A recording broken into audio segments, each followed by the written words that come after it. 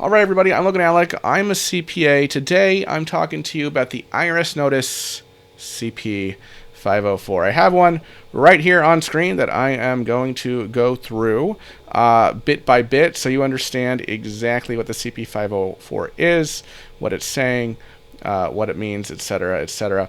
The IRS typically sends this notice via certified mail because it is what is known as a statutory notice, meaning that the CP504 fulfills a statutory, that means by law, requirement of the IRS to notify a taxpayer of something. And in the case of the CP504, that thing is the IRS's notice of intent to levy the taxpayer. Such notice must be given to the taxpayer at least 30 days before the IRS actually takes levy action against a taxpayer. If you don't know, a levy is just a fancy word for the IRS taking your stuff. Okay, it could be upon your salary or wages or any other property that you own. Okay, so before the IRS levies you, at least 30 days before the IRS levies you, it has to give you a notice that it intends to levy you. Right? The secretary has notified such person in writing of his intention to make such levy. So that the IRS has to give you notice of their intent to levy. Okay? And it has to be given in person, left at the dwelling or usual place of business of such person, or sent by certified or registered mail to such person's last known address. And that's the typical option the IRS takes, right? The certified mail. So that said, something the CP504 does not do, it does not give you a notice of your rights to request a CDP hearing. Okay, so there is one more notice after the CP504, typically the LT11 if you're in ACS, could be a different one like a 1058 if you have a revenue officer assigned. That letter, that notice gives you, it notifies you of your right to request a collection due process hearing before the IRS starts taking your stuff. Okay, so there's really another notice here that you have to get before the IRS can start levying your bank account or taking your wages. That said, there are some exceptions to that, meaning that after the IRS has sent you CP504, it can take certain levy actions, such as if the IRS has served a levy on a state, right, like the state you live in, let's say California.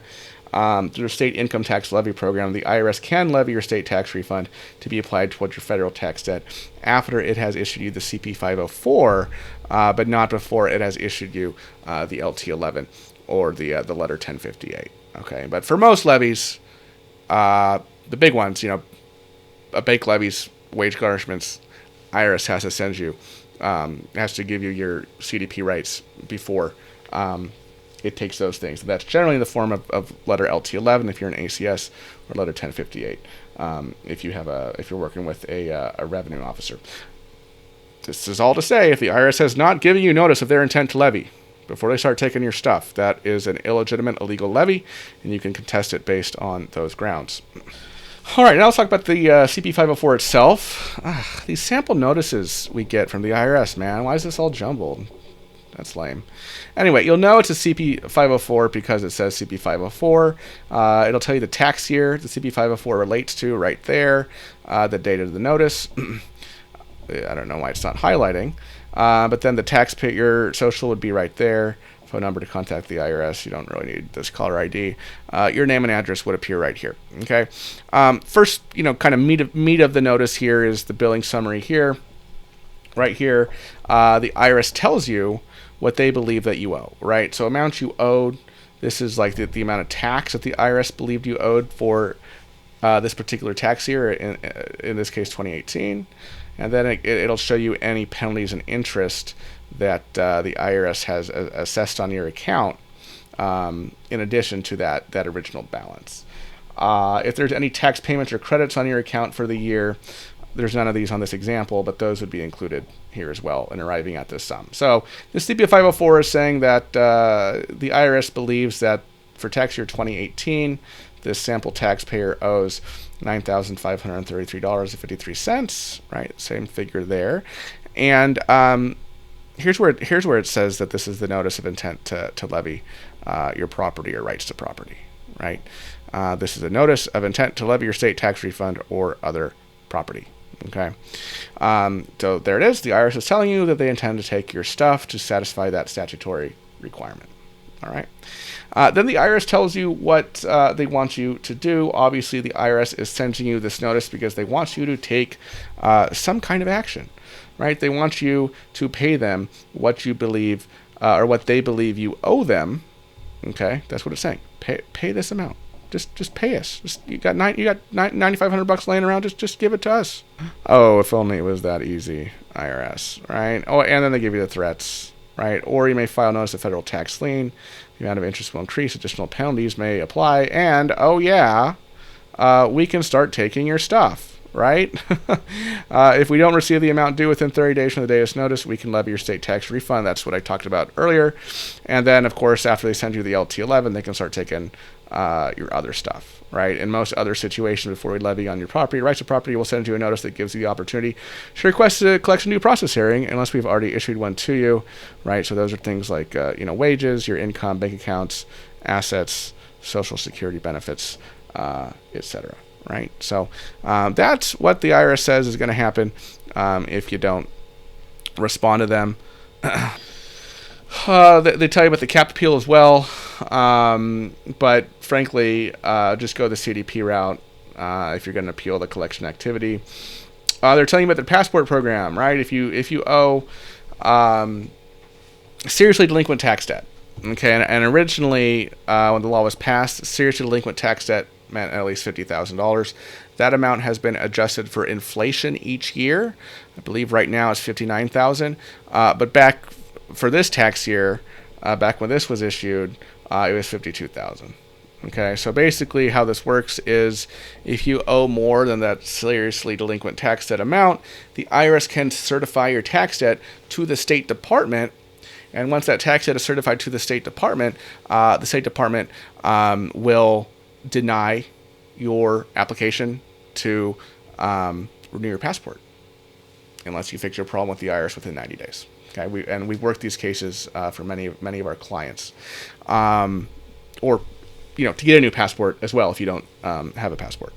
And that's what it's saying right here. The State Department generally will not issue or renew a passport to you after you make this notification. If you currently have a valid passport, the State Department may revoke your passport or limit your ability to travel outside the United States. This is rarer, right? The more common issue that comes up is when folks go to renew their passport. All right, and then of course it gives you the payment options, right? It says you can pay now, electronically, irs.gov/payments. You can work out a payment plan, right? They're probably going to ask you to pay a boatload of money every month. They talk about offer and compromise as well. It's interesting because they don't tell you everything here, right? It goes from like payment plan, and if you call that number and you try to set up a payment plan with the IRS, they're going to try to get the most out of you every month that they can, right? And then they talk about the offer and compromise, which is like the completely other end of the spectrum. But there's there's all these things in between as well. There's hardship-based payment plans, partial payment, CNC status, negotiating, even if you don't qualify for one of those hardship-based resolutions, negotiating a payment plan that will pay your debt in full, but that, is more workable for you than just what the IRS is going to offer you if you call that number, right? That's what we do for our clients all day long. Choice Tax Relief. Give us a call, 866-8000-TAX. Visit us at choicetaxrelief.com. All right, let's keep moving through here. It tells you can go to irs.gov/balance due to look at your account balance and payment history. And then they say what they're going to do if they do not hear from you. They let you know they'll continue to charge. Oh wait, it's not talking about penalties and interest. Okay, penalties and interest is down there, right? It basically says that if you don't pay the amount due or make payment arrangements, they might file a notice of federal tax lien, publicly establishing our priority with your creditors, and we may levy you, right? So we've talked about the levy. What's the notice of federal tax lien, right? It may make it difficult to sell or borrow against your property. Why? Because, just so you understand, right when the IRS has made the assessment of tax, there exists a lien, some people call it a secret lien, whatever, against all of your property and rights to property, right? Now, the IRS can't exercise that right through levy action until it sends you sufficient notice, and even then, sometimes it doesn't, right? What the Notice of Federal Tax Lien is that is a document filed in state and or county records that lets everybody else know that the IRS has a right to your property, okay? And it'll have the amount, right? A lien amount on the lien itself. And it might not be for everything you owe, right? Some years might be on the lien, other years may not be, okay? But the IRS is letting everybody know that up to the amount stated on this lien, this Notice of Federal Tax Lien, you owe the IRS money. And so this means that if you go to refinance your home and take money out of your house, right, whatever proceeds you would get from that, the IRS would first get what you owe them, and you can get the rest if there's anything left, right? It can make it difficult to buy a home as well because a lender generally doesn't want to be in competition with the IRS on the asset that's securing the hundreds of thousands of dollars they're lending you in the mortgage. See, you kind of see how this works, how a Notice of Federal Tax Lien can make it difficult, especially with real estate transactions. All right, then it goes through the penalties that it's assessed you. In this particular example, notice I think only the failure to pay penalty has been assessed. It's 0.5% a month, right, of the amount that you owe. It's not on this notice, but if you filed your return late, there could be the failure to file penalty as well, which is 5% of the amount of the balance shown on the return, right, for every month or part of the month that you did not file the return. Both these penalties max out at 25% of the balance, and if they run concurrently, which they often do for like the first 5 months if you're a non-filer, then the failure to file penalty is reduced by the failure to pay penalty. So the maximum penalty after 4-ish plus years for both of these penalties combined is about 47.5% of the balance. What else? It'll talk about interest too. Well, it'll talk about how you can remove or reduce penalties. Okay. And they're talking about reasonable cause here. We understand that circumstances such as serious illness or injury, a family member's death, or loss of financial records due to natural disaster may make it difficult for you to meet your taxpayer responsibility in a timely manner. So that's penalty abatement for reasonable cause, and they're making it sound really easy here, but it's actually really hard. Because what you have to do for a reasonable cause is not just say, oh, a close family member died. You have to basically argue and link that the death of that family member to why you weren't able to meet your tax obligations, right? And they're going to ask questions like, well, okay, you weren't able to meet your tax obligations. Were you able to meet other obligations? Were you able to work? Oh, you went on a vacation a few months later. The family member's death didn't stop you from going on vacation. Why did it stop you from paying your taxes? So it's a lot trickier and more difficult to get a penalty abatement for reasonable cause through than I think this paragraph is implying. There's also penalty abatement for kind of good behavior, which is, look, if you've been a pretty good, decent taxpayer, at least for the past few years before the year in question, the IRS may abate your failure to pay penalty and failure to file penalty for that year. That one's often easier to get, and we are generally able to get that type of penalty reduction for, I would say, at least 40% of our clients. But some clients, they don't meet that threshold, right? They were not good little taxpayers, in the past, so the IRS won't really consider that. All right. What else we got here? Then it gives a blurb about penalty abatement due to erroneous written advice from the IRS. This is a pretty narrow fact pattern, right? All of these things have to be met. Probably doesn't apply to most people watching this. Then talks about the interest. I made a video very recently about how IRS interest is calculated, how the actual interest rate is determined. It's going to go up to 8% here pretty soon. At least as of the recording of this video. But this is just basically explaining, interest, right? They calculate interest. But if you want to know more about how the IRS actually calculates interest, watch my video on IRS interest, link at the top of the screen and in the description below. All right, let's get back to the CP504. This is just kind of standard stuff, right? Some publications on your rights as a taxpayer, where you can get tax forms, how you can, pay online. Nothing really too crazy. So why'd you get this notice, right? Why'd you get the CP504? Well, you got the CP504 because you owe money to the IRS, and you haven't paid it, and the IRS has sent you several notices previously, typically the CP5 or the CP14, CP501, CP503, and now it's getting more serious. You have not dealt with the issue. Now they're sending you the CP504, right? The Notice of Intent to Levy. That's basically why they're sending it. I mean, there's other reasons too. Maybe the IRS, it's not just, oh, you filed a return, you didn't pay. Maybe you did file a return late and you paid the tax showed on the return, but because you filed late, now there's penalties and interest, and now you owe for the penalties and interest. Maybe the IRS filed an SFR for you because you did not file a return, and they've made the assessment, right? Because they sent you a 30-day letter, 90-day letter, you did not respond to those, you did not petition a tax court, you have not filed an original return to replace the SFR. Now they've sent you all the collection notices, and now here you are at the CP504 when they want to start taking your stuff based on the SFR assessment.